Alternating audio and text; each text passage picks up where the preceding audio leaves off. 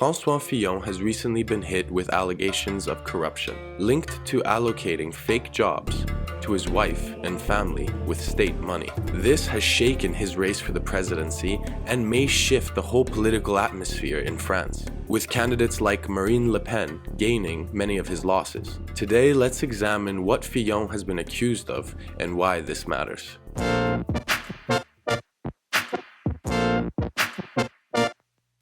Fillon served as Prime Minister of France from 2007 to 2012 under Nicolas Sarkozy's presidency and is the current head of the Republican Party. Until recently, François Fillon was portrayed by most of the established media as the most likely to win France's presidential elections coming up this April. Although much of the data is pointing to Marine Le Pen as the conservative side's candidate. You can get more detail about that in my previous reports, and we're going to examine Marine Le Pen in more detail in a future video. So if you want to hear more about that, please like and subscribe.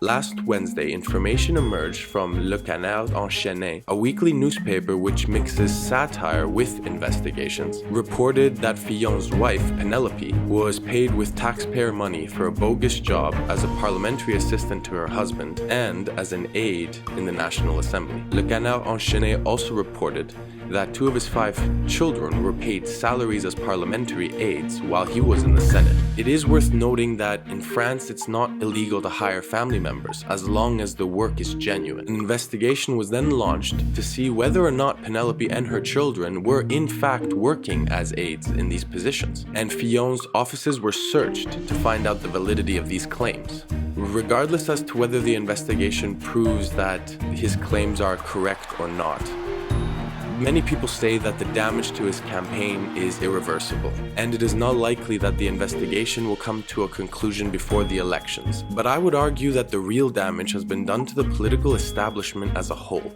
Former Prime Minister Alain Juppé, defeated by Mr. Fillon in the primaries, was himself convicted in a no-show employment scheme. The runner-up, former President Nicolas Sarkozy, is also implicated in multiple scandals and investigations of impropriety. What really seems to be happening is that the French people are waking up to abuses of power by the political establishment. These abuses, however, have become the norm, and nepotism has become an inbuilt part of the French system. It seems the French population is no longer willing to accept it.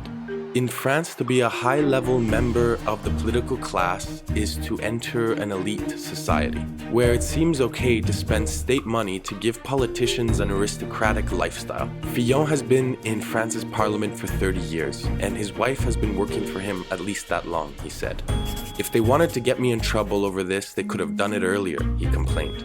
This is the very problem facing France, that not only are people angry with the misuse of state money, politicians can't seem to understand their misconduct because it's become so inbuilt into French political culture. The reality is, what Fillon has been done by countless French politicians without them ever feeling that they had crossed an ethical line. The French people have decided that this is no longer acceptable, and years of politicians being above the law is coming to an end. This is an incredibly important turning point in the political dialogue in France.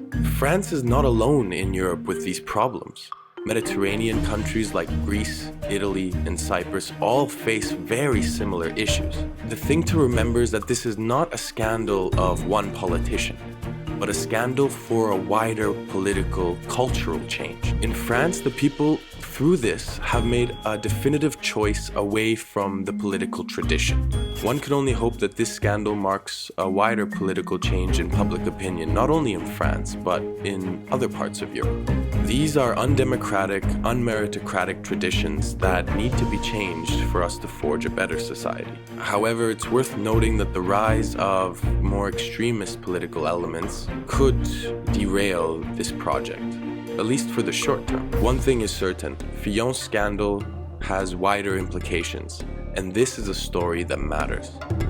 Thank you guys so much for watching. Please like and subscribe. As always, you know it helps so much. I'm going to be continuing to do videos on Europe. I just want you to keep in mind they're always 5 minutes, so I'm always going to miss out things, but I hope to expand on them in future videos and try not to miss out on anything important. Again, thanks a lot, and see you later, guys. Peace.